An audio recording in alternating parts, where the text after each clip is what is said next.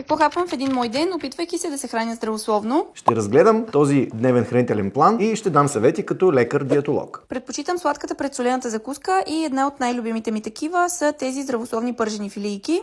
Хапвам 2 филийки и нарязвам половин нектарина за свежест. Пържени филийки, здравословни, малко е оксиморон, но имаме пържено, имаме яйце, банан, окей. Нектарината, защо половин? Може спокойно да изяде цялата нектарина и без това казва, че са и любимите плодове. За обяд си направих нещо като омлет с 2 яйца. Добавих един протеинов рап от тези от Lidl, малко домат, плъшко филе и обезмаслен кашкавал. Омлет за обяд с 2 яйца и сутринта пържени филийки вече стават 3 яйца за деня и втори път пържим на тигана. Домат, 2 резенчета, не виждам причина да не се изяде целият домат. За следобеден снак си хапнах ето тази вафличка на Пепе с бадемов тахан. Около 120 калории и е много вкусна. Калориите на вафлата са окей. Не бих избрал точно вафла за снак, защото тези продукти обикновено съдържат и трансмазнини.